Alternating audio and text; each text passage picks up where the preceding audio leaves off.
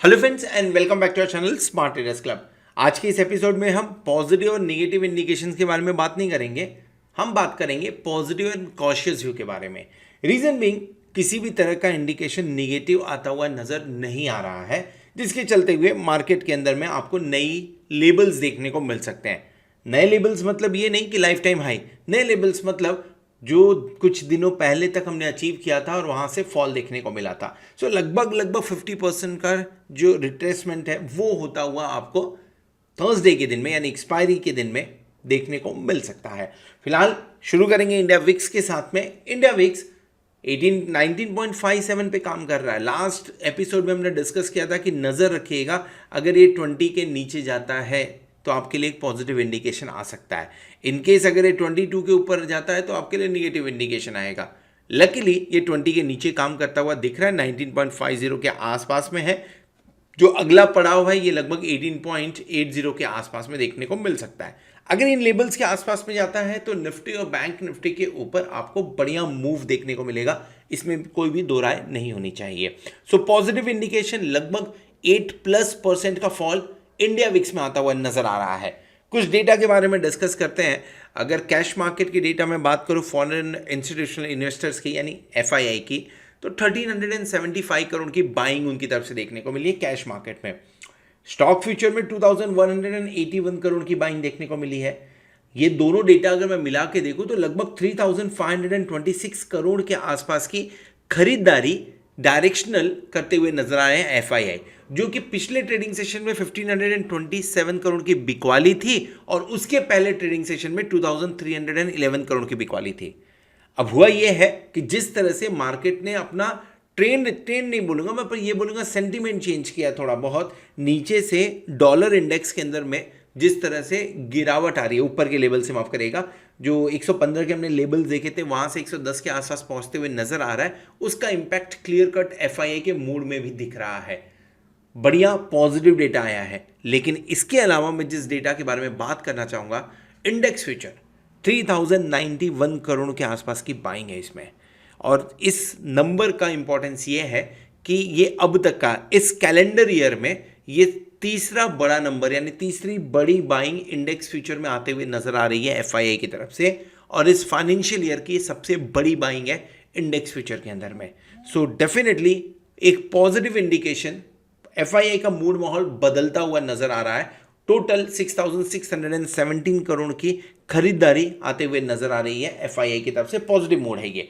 DII की बात करें तो डीआईआई के अंदर में लगभग आप 946 करोड़ की खरीदारी की बात कर सकते हैं। हाथ रोका नहीं है, सपोर्ट कर रहे हैं, ये बढ़िया चीज़ है डीआईआई की तरफ से। पुट कॉल रेशियो 1.24 के आसपास और bank Nifty 1.03 put call ratio देखने को मिल रहा है।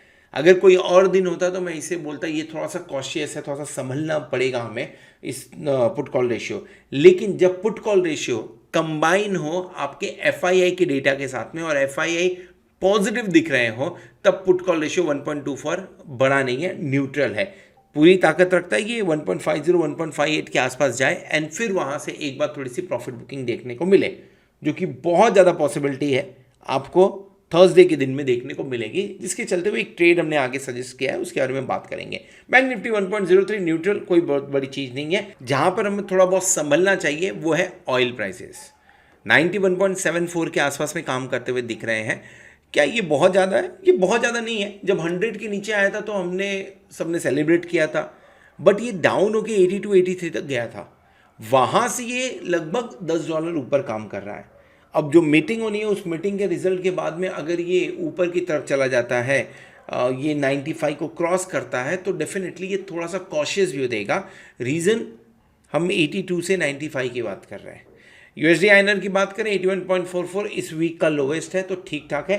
80 के नीचे जाए तो बढ़िया है, जो कि अब बहुत जल्दी ऐसा होते हुए नज़र नहीं आएगा। तो मैं एक्सपेक्ट कर रहा हूँ 81 के ही नीचे चला जाए कम से कम, तो ठीक ठाक यहाँ से माहौल बनेगा।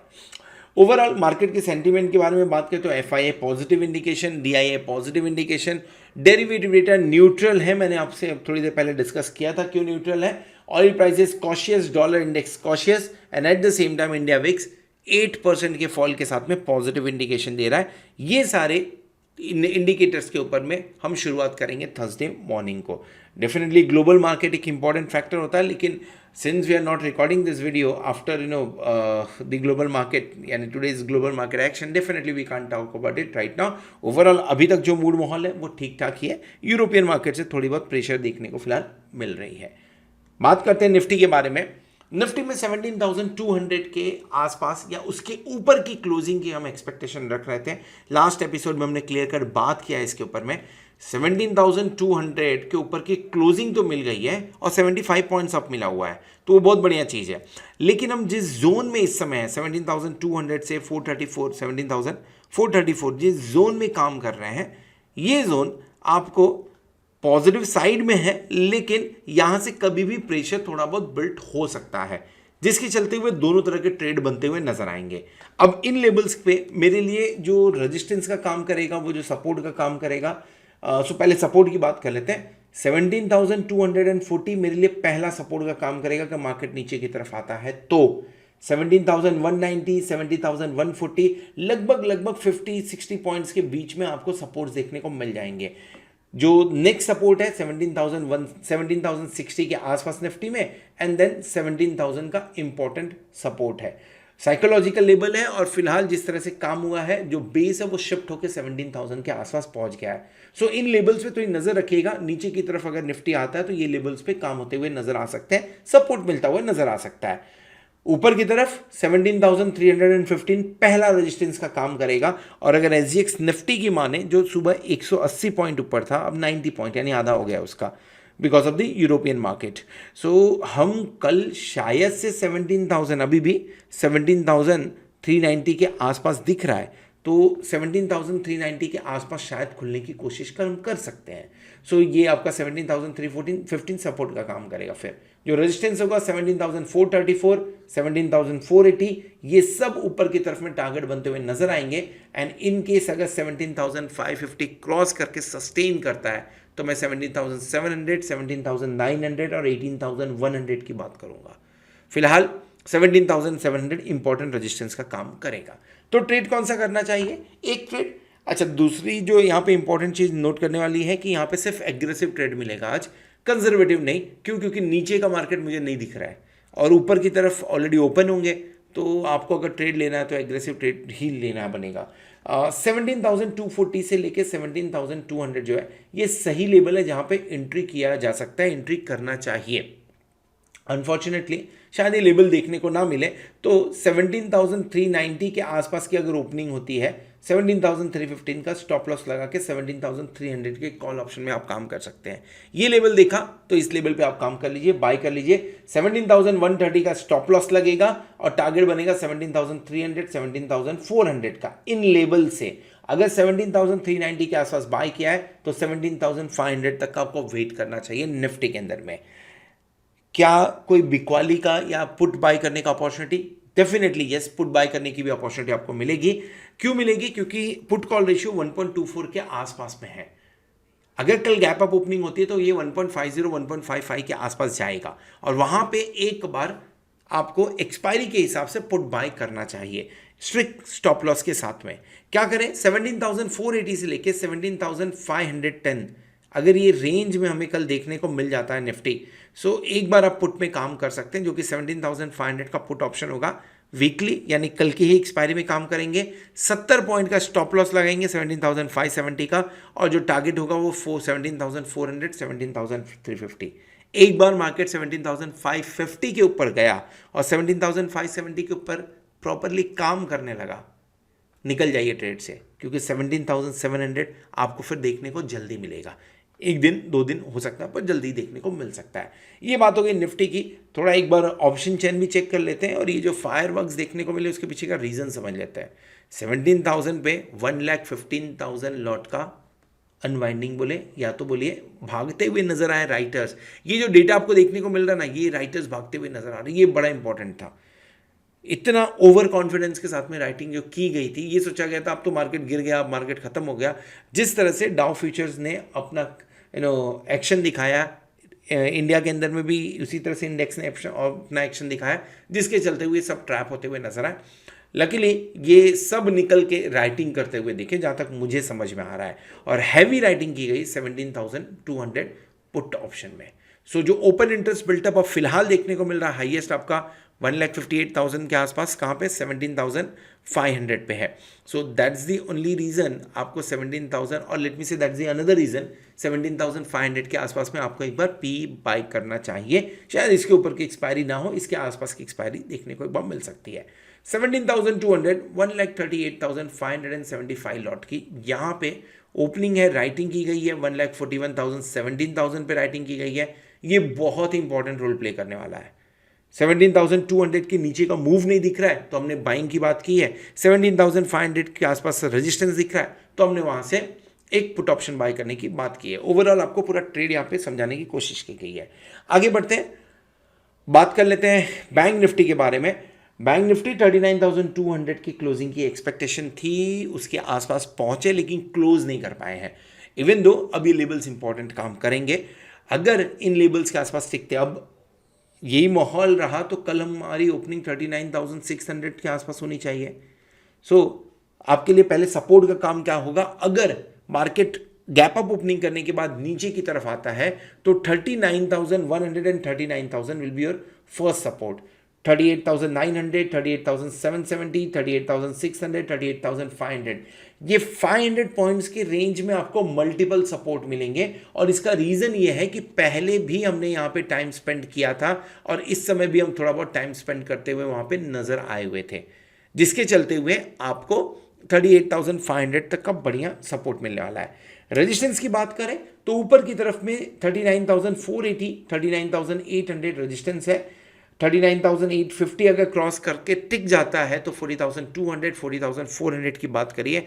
और अगर निफ्टी 17,700 है तो बैंक निफ्टी 40,800 जाने की काबिलियत रखता है। और ये कब हो सकता है, क्योंकि कल गैप अप ओपनिंग होगी, और ये गैप अप ओपनिंग अभी तक जो माहौल है, अगर ये गैप अप ओपनिंग हुई तो आपको ऊपर के लेवल देखने को मिल सकते हैं। जिस ट्रेड के बारे में बात करें डेफिनेटली एग्रेसिव है, और ये 39,600 से शुरू हो रहा है।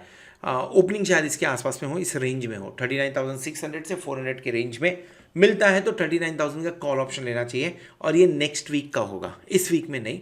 कल फायरवर्क्स हो सकते हैं, अगर ये लेवल मिला तो 39,000 अविल से 39,100 नॉट 39,000 का, सॉरी 39,000 का कॉल ऑप्शन आपको लेना है एंड 39,100 का स्टॉप लॉस लगाना है। That's the correct data.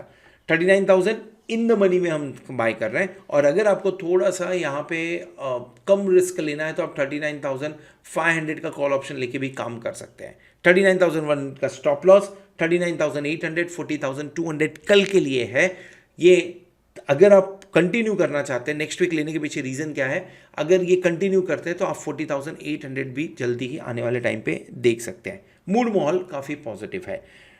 एक रिस्क लेना बनता है शॉर्ट साइड में, इनकेस अगर गैप अप ओपनिंग हो के मार्केट 39,800, 39,900 पे पहुंच जाए, सो आप 39,900 का पुट ऑप्शन वीकली यानी कल वाला बाय कर सकते हैं। 40,100 का स्ट्रिक्ट स्टॉप लॉस एंड नीचे की तरफ में 200-400 पॉइंट यानी 39,600, 39,400 के टारगेट के लिए काम किया सकता है। लालच इससे ज़्यादा मत रखिएगा, ट्रैप हो सकते हैं क्योंकि मार्केट पॉजिटिव है और नीचे के किसी भी लेवल से बायर्स एक्टिव हो सकते हैं अगर डिप देखने को मिला तो। नहीं तो जिन लेवल्स पे ओपन होगा शायद वहीं से आपको बाइंग आ जाए। रीज़न उसके पीछे कहने का आपको मैं यहाँ पे एक्सप्लेन करता हूँ। जिस तरह की हमें अनवाइंडिंग देखने को निफ्टी में मिली वैसे यहाँ पे नहीं देखने को मिली है। इवन अगर आप डेटा भी नज़र डालें सो FII की जो लॉन्ग पोजीशन है वो 13% से अब 19% हो गई है लॉन्ग पोजीशन बढ़ा के। निफ्टी में ज़बरदस्त शॉर्ट कवरिंग हुई है, ना सिर्फ शॉर्ट कवरिंग, लॉन्ग बिल्टअप भी देखने को मिला है पूरे इंडेक्स के अंदर में। लेकिन जिसके अंदर निफ्टी में ज़्यादा शॉर्ट कवरिंग हुई है, बैंक निफ्टी में कम हुई है।